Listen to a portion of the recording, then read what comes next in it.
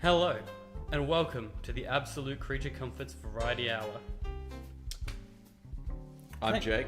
I'm Declan. Thank you for coming on to the show today, Jake. Thank you. Now you thank me. Thank you, Declan. It's been a long time coming on this show, and to top that off, we've got something a little special for our viewers at home today. Yeah, we're doing a bit of a story time today. Bit of a story time. Bit of a story. Now I think we should probably start off with mentioning that you online date. I don't know if our audience at home have heard this. No. Online date. There hasn't been at least 2 videos where already about me and dating. So. But you're not a beginner to online dating. I mean, it's fair to say you've done it a while. Yeah. Yeah, to give a rough estimation in years. I would say at least 4. I mean, so you could say you're somewhat of an online dating veteran then. I'm a veteran of it, yeah. I'm a veteran of the platforms, be it Tinder, be it Bumble, yeah. But with any veteran, they have to start somewhere. And the story entails something along the lines of the start of your online dating career. Ah, yes. I remember it fondly. Not fondly, but I remember it well. As if every detail was scarred into my brain. As if my memory has just struggled to forget. So take us back. 19-year-old Jake. 19-year-old Jake. Roughly 4 years ago. Yeah. But a wee lad. Yeah. Fresh onto the online dating scene. Hmm. Just broken up with your most recent long-term girlfriend. Yep. 3 years, so had to hit those rebounds where I had to. And yeah. So take me back. So, been on Tinder for not even a week at this point, and I get this match, and her bio, she seems fun. She describes herself as a walking meme. Now, I'm 19, and I don't see anything wrong with somebody describing themselves as a walking meme. I see, that sounds like a fun person. I mean, it sounds a little bit... It's odd. It's a little bit cringe, but at the same time, I'm a little bit lonely, and maybe we could fix each other. And so I'm sitting there, and I'm like, you know what? Describe yourself as a walking meme, but you know what? I'm comfortable with it. She rightfully, I think, asked me if she could have my number, and called me on the phone, and we had a talk. It was good. We talked a bit about memes. She did rehash the fact. She seemed very proud of the fact her friends described her as a walking meme. She said it about 3 times over the phone. I didn't really know what she meant. Like, it's almost like anybody who doesn't know about memes, the way they would talk about memes, that's the way she talked about memes. Yeah. Like, she was like, oh yes, I too. More of an Instagram meme girl than a real meme Yeah, or like a Facebook memester over like a 4chan memester, or like even a Reddit memester. And she hits me with she was sending me the vibes of oh yes, I too am a bit of a meme myself, you know? Like, it was a bit uncomfortable in some situations. But moving on from that. And can you describe how she looked in the photos? So it was a lot of like face and shoulder pictures. So, she looked okay. Like, she didn't seem like an upgrade, but I was 19. I was lonely, and you know what? Like, She seemed fine, right? oh, she seemed fine. Anyway, she said to me, I at the time, 19-year-old Jake, apprentice chef, trying to perfect my craft, and did a lot of pan work. So I did a lot of like, pastas, a lot of vegetable dishes, a lot of like, the nicer, smaller things. And she said to me, hey, I'm Italian. I cook the best pasta ever. It's a big call. It's a big call. And 19-year-old Jake at this point was like, wow, I believe you. Because from what I know of Italian families, they cook some pretty fucking good pasta. Yeah, I've had some amazing Italian pasta. I'd be inclined to believe as well. Yeah. So I went, she invited me over to her house after a phone call. And I think the phone call, there was a little bit of, not intimacy, but it's like, I felt like I knew her as a person. So there was a bit more like trust, you know? Normally, I don't think 19-year-old Jake would have gone straight to girl's house if he had known that, you know, outside of anything really. But no, she said, there's going to be pasta and you should come to my house. We spoke on the phone and it was nice. It was amiable. The first mistake, and for context, living in Adelaide, she lived not far north, but like probably about 10 minutes north of North Adelaide. So what suburb? Like late Prospect. Like, oh, okay, shit end of Prospect. Like shit end of Prospect. Okay, sure. So it's not awful, but for context to anyone who lives outside of Adelaide, Prospect has two sections. It's got the south end of Prospect. It's like a hipstery sort of area. Yeah, and like bleeds into like Brompton. And, yeah. And then you got the north end of Prospect, which is not awful, but it's a bit rough. Yeah. It's definitely a little bit rough. And go there. We meet about probably 11:30, you know. AM. Yeah, AM. At her Early date. lunchtime. Lunch date. Because it was lunch pasta date. And to me, I'm thinking, right, 11 AM is when she's made the pasta, she's resting the pasta, and then she's gonna invite me in for a pasta masterclass where we're gonna hand roll it out together. You know, there's gonna be some ghost vibes. It's gonna be nice. We're gonna go pick the tomatoes ourselves from her dad's garden, and he's gonna come out halfway through waving a fucking walking stick and be like, "Hey, you did not pick the You did not pick the tomatoes." From I'm thinking that. I'm thinking that she's gonna You're expecting true Italian vibes. I'm expecting the most Italian. I'm expecting to walk through her front gate and enter a small part of Sicily. That's what I'm expecting. Because she said to me that I will eat the best pasta I've ever eaten after explaining to her that I'm a chef in fine dining. Anyway, so you arrive at her house. I arrive at her house and I knock on the door and I wait a bit and I send her a message on Tinder, because sometimes when you knock on the door, you don't really want someone else coming to that door, especially if you're meeting from Tinder. So I realized my mistake. I took a few steps back from the door so that I could bolt if it was a dad or a brother. And I sent her a message "Here now, come let me in, ? But she then lets me in. And when she opens the door, I'm a tall guy. I'm a skinny guy. I'm about 6'4" for context. She is about 6 foot, probably 5'11" to 6'1".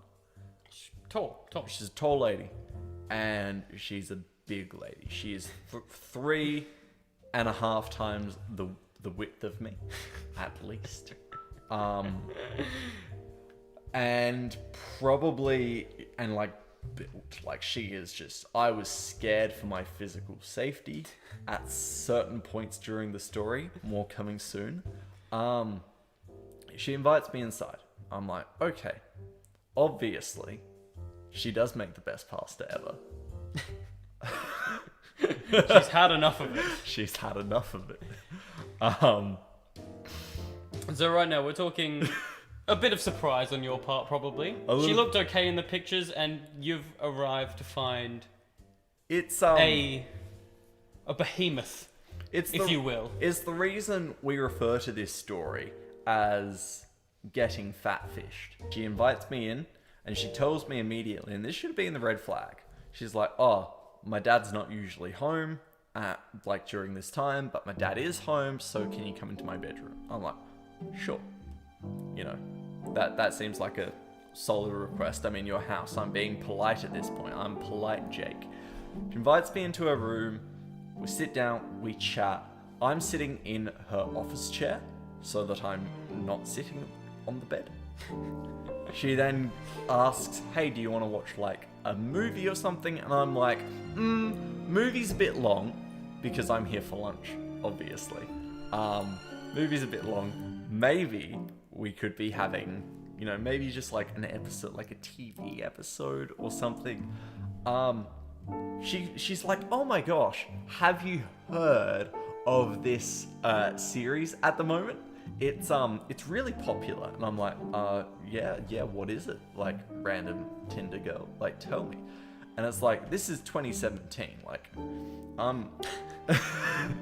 she's like, oh my god, like, have you seen Breaking Bad? I'm like, it's 2017, of course I've seen Breaking Bad, like, what do you want from me at this point? Like, where, of course, I've seen Breaking Bad, thank you very much.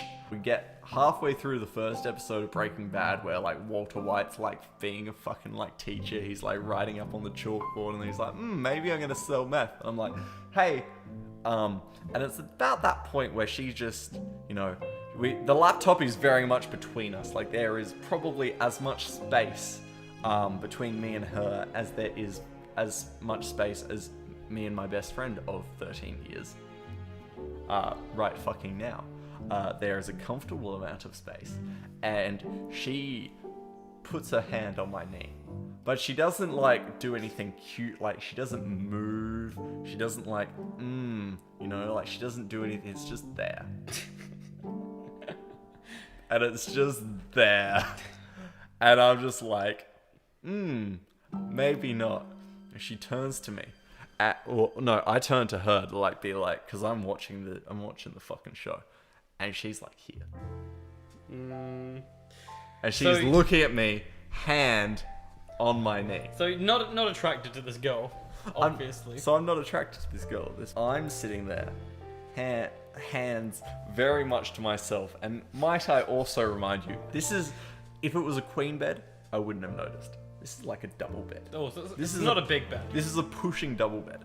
And I am in my little column of allotted space because I am skinny. And she is in the rest of the bed with laptop half cocked off her leg because that's how that fits. She's making a move is what you're saying. She's made the move. She's made the move. She wants something more to happen. She's shot her shot. And I, like an idiot, look at her and say, hey, are you hungry? Well, I mean, of course. Because I am in the mood for the best pasta I've ever eaten. Right. So this is, I'd say, like roughly 80% avoiding having to shag this girl, or Yeah. is it slightly 50-50? 50% avoiding, 50% actually looking forward to the pasta. I was still So fucking looking. what's the ratio of like looking forward to the pasta here? So the pasta, it dwindled. It definitely dwindled. You saw her. It was like, when I arrived, it was like 80% wanting to shag to 20% best pasta of my fucking life. Yep. Down to, now it's like it's a full switch. Like it's like, I'll do it if I have to for the best pasta of my life. I'm like, if this pasta is good. Do it for the art. If this pasta is good, I will take one for the team. I will do it for the art. You know? Like if she's like, oh yeah, let me just pull out this gnocchi that I've hand rolled this morning. Gnocchi alla Romagne. Like, I'll be like, yeah, you know what? That's impressive. Fuck yeah. Alright. If I have to, I guess I will. For that pasta, I will. Like, I'll slide one. Anyway, so you suggest lunch. I suggest lunch. She, a little bit perturbed. She didn't seem happy with the concept of Not sexing you. of not being touched. She obliged. She just wanted to sex you, Jake. What can she say? But this is the fun part of the story. Like, this is Shit. See you later, ring, I guess. So you go into the kitchen. So go into the kitchen, and this is the best part. Get into the kitchen. She grabs a pot. Let's say 5-liter pot. So it's So show me how big. it's a big pot, probably, you know, like that in circumference. It's a large pot. It's a large pot.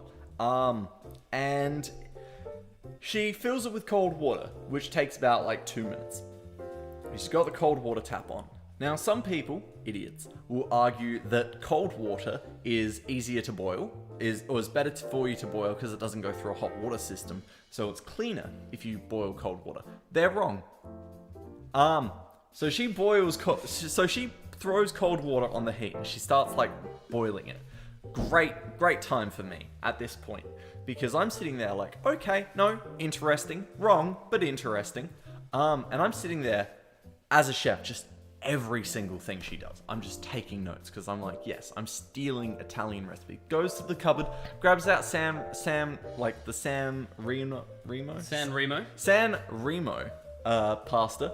I believe, I want to say it's spirali. Interesting choice of best pasta ever, but go on. You know, like I'm already a bit divisive. Everyone knows fettuccine. Fettuccine, angel hair, or spaghetti. We're not fucking with that spirali. None of that Yeah. ribbon-shaped shit. None of that, like just the bow ties, Yeah, like yeah, fucking yeah. white people pasta. Yeah. Nah, get rid.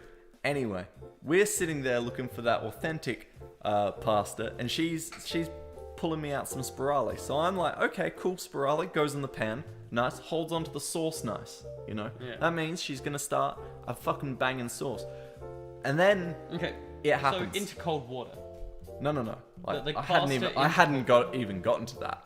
The pasta goes straight into the cold water, into the 7 liters or 5 liters of cold water. Pasta just enters it, and I'm just shocked. I'm just like, maybe. And this is where all color drained from my face, all like hope that this evening was going to be good, just died, you know. Because at this point, it wasn't a case of I'm going to enjoy myself. It was a case of, oh, wow. She's just put a kilogram of pasta into cold fucking water on the stove. And as she's sitting there agitating, and now normally when I start boiling my pasta, if I'm doing a quick sauce, I'll start making the sauce when the pasta goes in. If I'm doing a slow sauce, I'll make the sauce first, then start, like while my water is boiling, add the pasta, etc. She throws the pasta in and starts agitating it. Just agitating it with a wooden spoon. Like boiling pasta from cold water takes any effort. And she's just agitating it with a wooden spoon. I guess making sure it doesn't stick from the bottom. I don't know. I'm not Italian. I don't make the best pasta ever. And as she's like agitating it she turns to me. This absolute woman turns to me and looks me dead in the face and says, Jake, you're not being very romantic. You should come put your arms around me. Like I could reach the full the full circumference of her body. And I, being the 19-year-old I am, squeaked out the most manly, most alpha thing I could squeak out, which was, no thanks, I'm good over here. Or something to that extent. Okay. She, a little bit dejected, goes back to agitating her lukewarm pasta as it slowly, unevenly cooks. She then goes to the cupboard and she grabs out 2 jars of Dolmio carbonara sauce. Now, throwing back to a joke that we made earlier, we refer to this not as the fat fishing incident, but as the Dolmio story, or getting Dolmio'd. Because every time I go on a date where someone is slightly larger than their photos led me to believe, or just anything slightly misleading has happened, it is a Dolmio. The tagline for Dolmio. We put the good things in so that you wear the Dolmio grin. Now, she put the good things in her profile so that you would wear the Dolmio grin. She just didn't mention all of the other stuff. No, she just didn't mention the preservatives. And Anyway, so 2 jars of Dolmio pre-made carbonara pasta 2 jars of pre-made Dolmio carbonara sauce. Arguably, the easiest pasta sauce to make. And she puts 2 jars of it in after she strained off her pasta, after it's come to the boil and boiled for like 2-3 minutes. So that all of the pasta is either mush, al dente, or like the right level of cooked, or raw. Nice combination. Anything You between get those all 4, textures. depending on where the pasta was in the pot when the pot started boiling. It's nice because you get some crunch and then you get some goo. Yep. You get some crunch and you get some carb paste.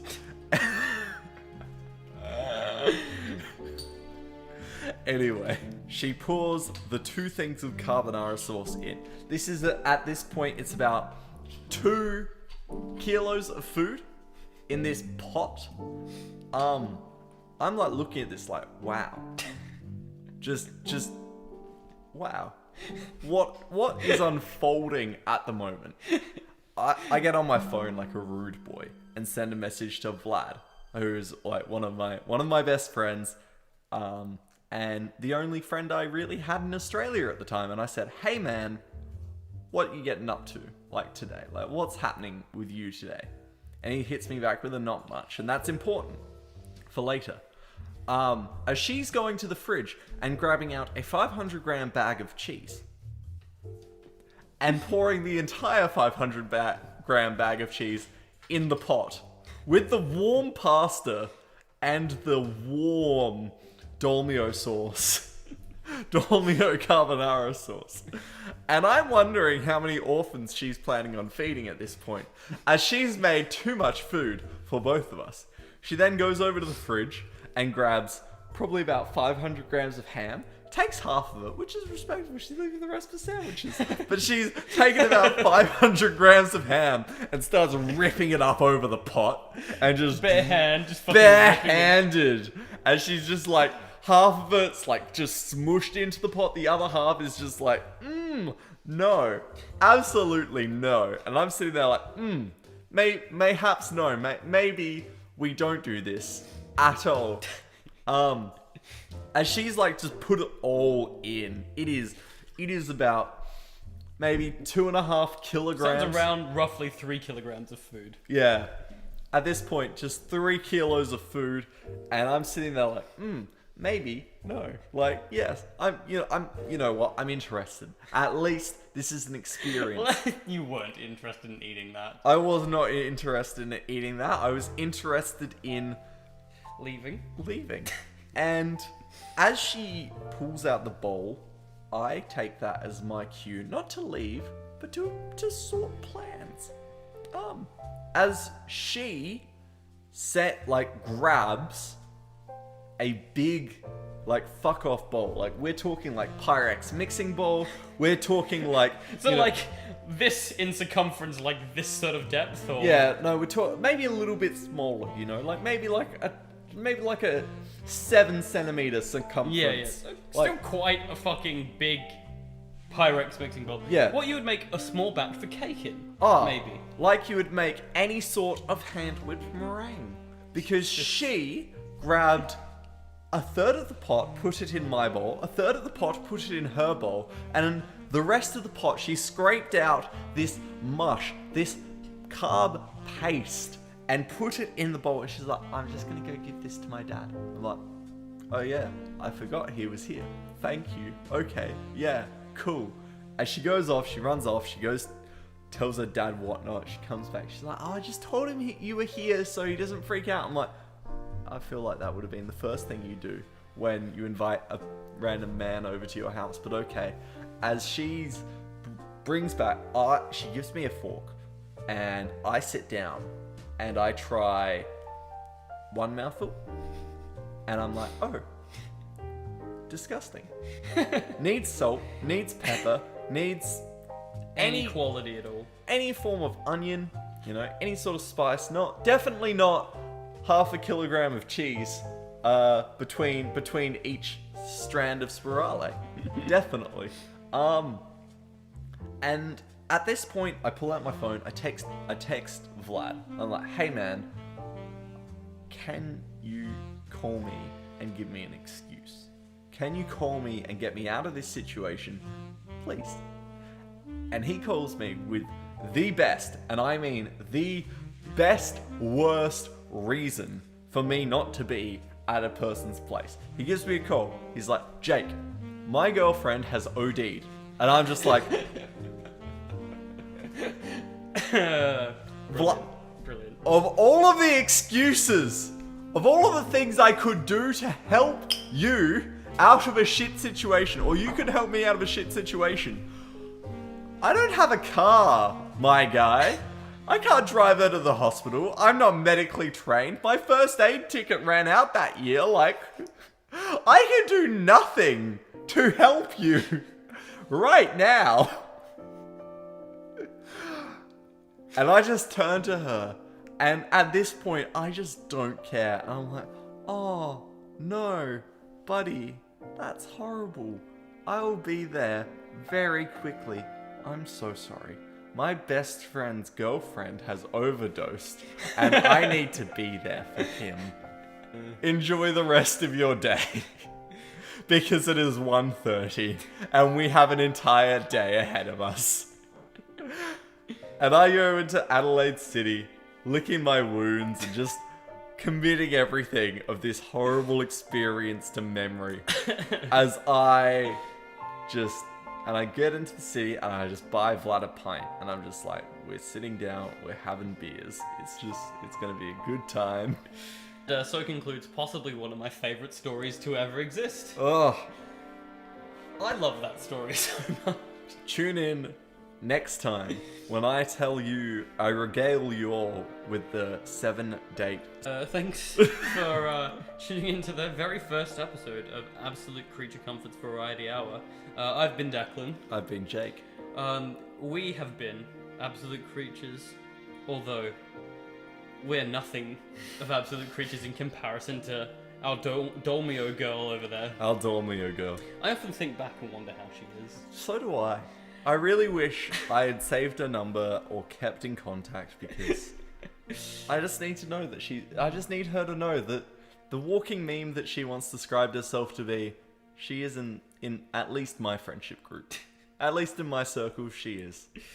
So social links in the description below. We have social media now. I say now like it's new. We've had it for like months. But you don't know about it yet, so go and like our social media pages. As always, rate, comment, subscribe, tell your friends. And share this video. And any other way that you can garner Jake more dating clout. I just need more stories like that. For more story, good or bad at this point, I will go on any date. And so that I can get more internet clout, because I mean, that's what we're here for. Absolute Creatures signing off. Love you all. Thanks for tuning in. It's been lovely.